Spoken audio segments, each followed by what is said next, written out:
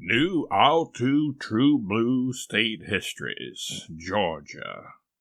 Excerpt from Satirical History of Georgia. Time immemorial. The first Georgians. The first Georgians were peaches, peanuts, pecans, persimmons, and platypi duck-billed.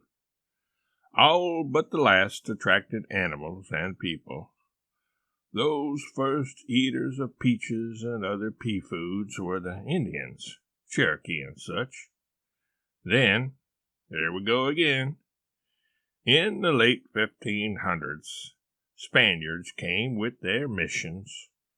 Fortunately, though, they didn't do much and left after a while because they tend to suffer from peachophobia.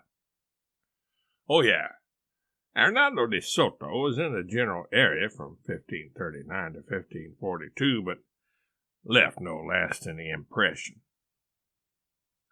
1498, Sebastian Cabot. In 1498, Italian television actor and hobbyist explorer Sebastiano Caboto, explored the coast of Georgia. He didn't have anything else to do. He was out of work at the time. He was hoping to audition for the Family Affair sitcom, but television hadn't been invented yet, so he went back to Italy and bided his time smoking cigarettes, eating pizza, and drinking red wine, in a quest to retain his opera-worthy figure.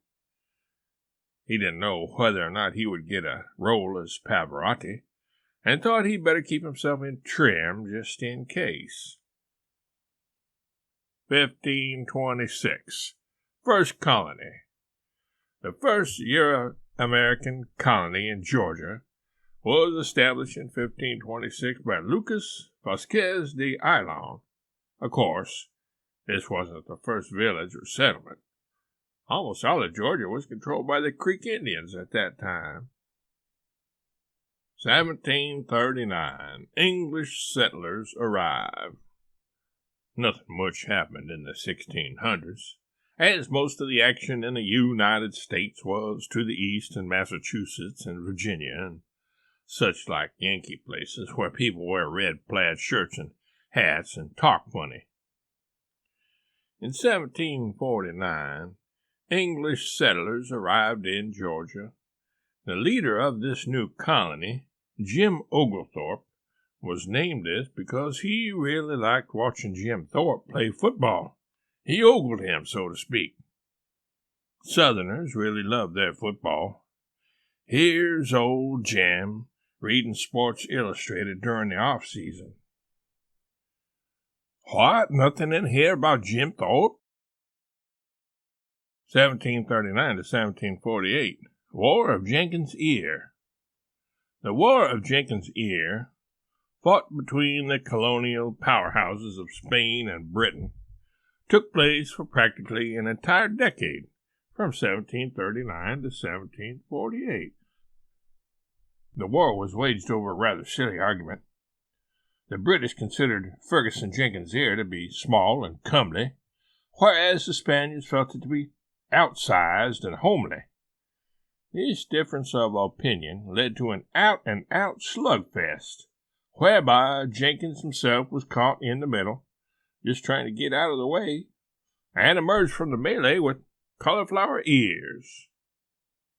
Worst of all, it was discovered after the two belligerent nations finally patched things up that the Spanish were talking about ears of corn, not Fergie's ears.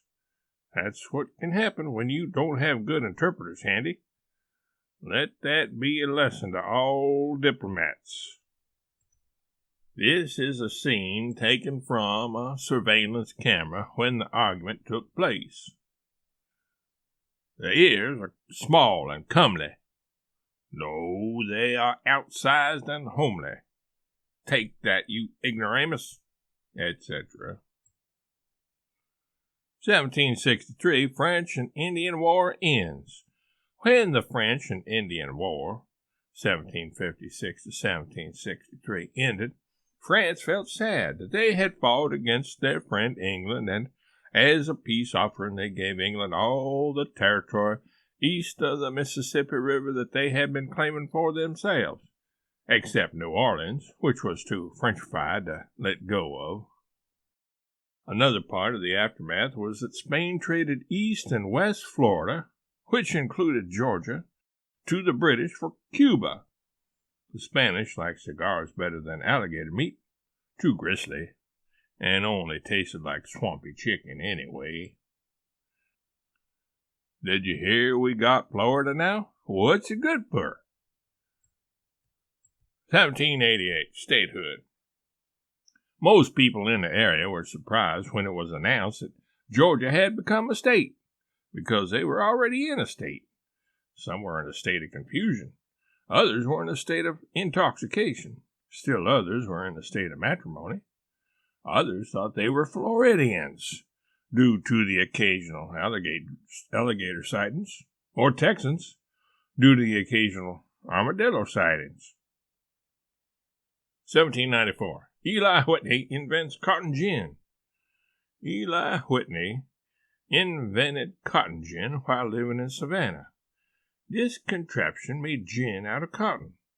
With the flip of a toggle switch, it could also go the other direction using a combination of reciprocity and reverse osmosis and turn gin into cotton. Depending on which one you wanted more at the time, you were pretty well set, as long as gin and cotton were all you cared about.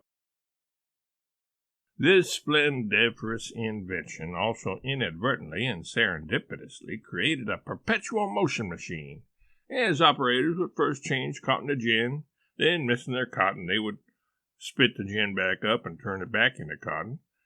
They would then get a hankering for another taste of gin, and the whole process would begin all over again. They kept this up, never stopping, and thus a perpetual motion machine, which some naysayers, who were thus proved wrong, claimed was impossible, came into existence.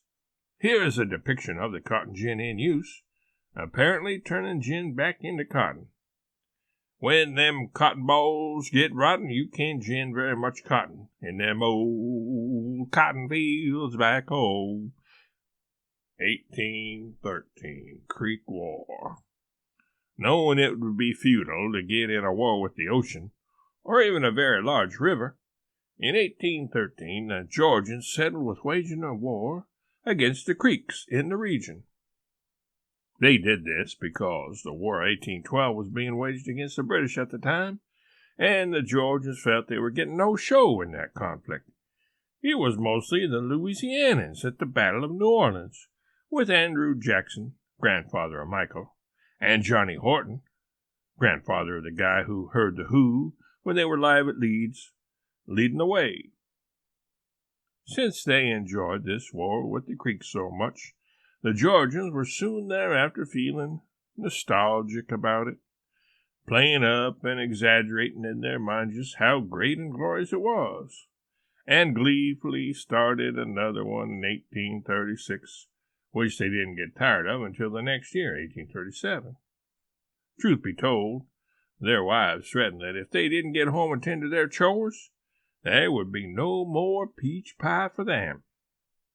Here's a Georgia cracker asking some Indians if they know where any attackable creeks are.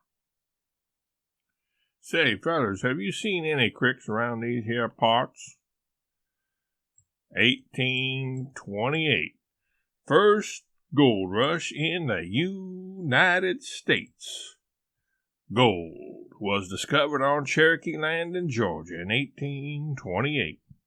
Specifically, the shiny metal was found in Auraria, near the city of Delongia. This was, in fact, the site of the first gold rush in the United States.